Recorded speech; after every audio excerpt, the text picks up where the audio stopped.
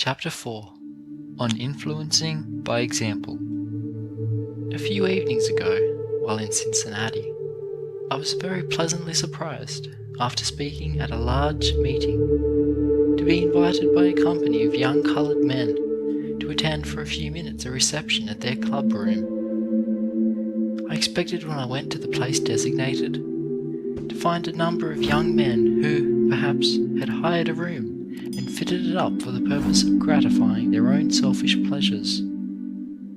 I found that this was not the case. Instead, I found 15 young men whose ages ranged from 18 to 20 years, who had banded themselves together in a club known as the Winona Club, for the purpose of improving themselves and, further, for the purpose, as far as possible, of getting hold of other young coloured men in the city who were inclined in the wrong direction.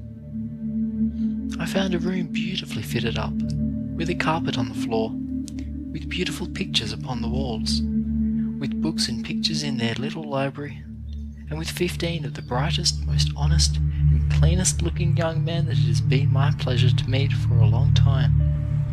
It was a very pleasant surprise to find these young men, especially in the midst of the temptations of a northern city, in the midst of evil surroundings, banded together for influencing others in the right direction.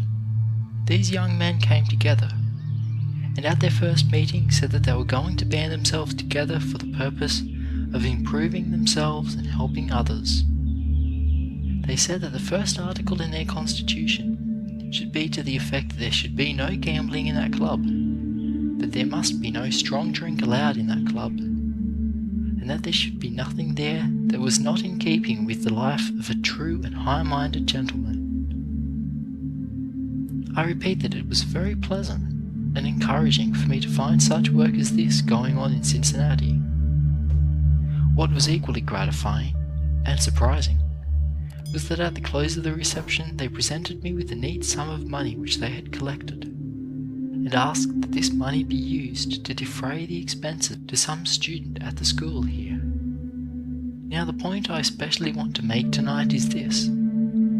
All of you must bear in mind the fact that you are not only to keep yourselves clean and pure and sober and true in every respect, but you owe a constant responsibility to yourself to see that you exert a helpful influence on others also. A large proportion of you are to go from here to great cities.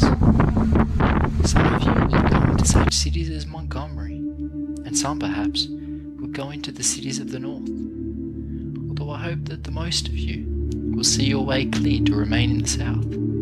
I believe that you will do better to remain in the country districts than to go into the cities. I believe that you will find it to your advantage in every way to try to live in a small town or in a country district rather than in a city. I believe that we are at our best in country life, in agricultural life, and too often at our worst in city life. Now when you go out into the world for yourselves, you must remember in the first place that you cannot hold yourselves up unless you keep engaged and out of idleness.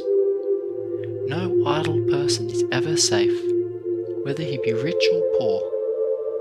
Make up your minds, whether you are to live in the city or in the country, that you are going to be constantly employed. In a rich and prosperous country like America, there is absolutely no excuse for persons living in idleness. I have little patience with persons who go around whining that they cannot find anything to do. Especially is this true in the South, where the soil is cheap. There is little or no excuse for any man or woman going about complaining that he or she cannot find work. You cannot set proper examples unless you yourself are constantly employed. See to it then, whether you live in a city, a town, or in a country district, that you are constantly employed when you are not engaged in the proper kind of recreation or in rest. Unless you do this, you will find that you will go down as thousands of our young men have gone down, as thousands of our young men are constantly going down, who yield to the temptations which beset them. Refrain from staking your earnings upon games of chance. See to it that you pass by those things which tend to your degradation. Teach this to others. Teach those with whom you come in contact that they cannot lead strong, moral lives unless they keep away from the gambling table. See to it that you regulate your life properly, that you regulate your hours of sleep. Have the proper kinds of recreation. Quite a number of our young men in the cities stay up until 12, 1 or 2 o'clock each night. Sometimes they are at a dance, and sometimes at the gambling table, or in some brothel, or drinking in some saloon. As a result, they go late to their work, and in a short time you hear them complaining about having lost their positions.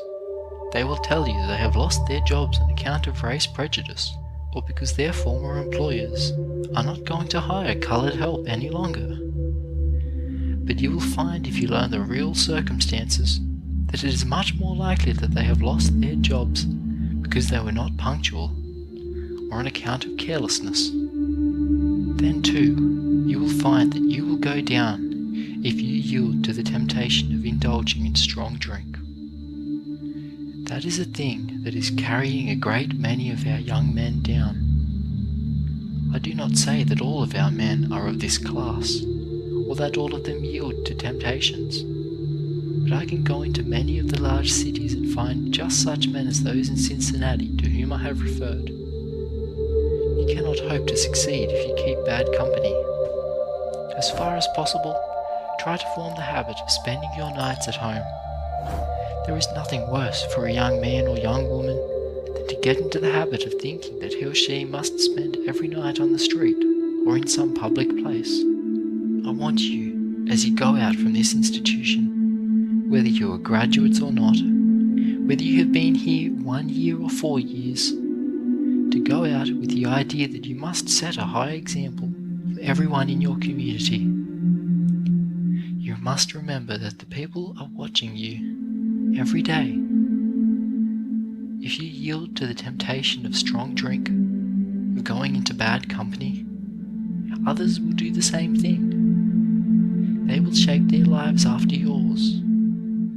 You must so shape your lives that the hundreds and thousands of those who are looking to you for guidance may profit by your example. End of Chapter 4 on Influencing by Example. Recording by Luke Sartor, Griffith, New South Wales.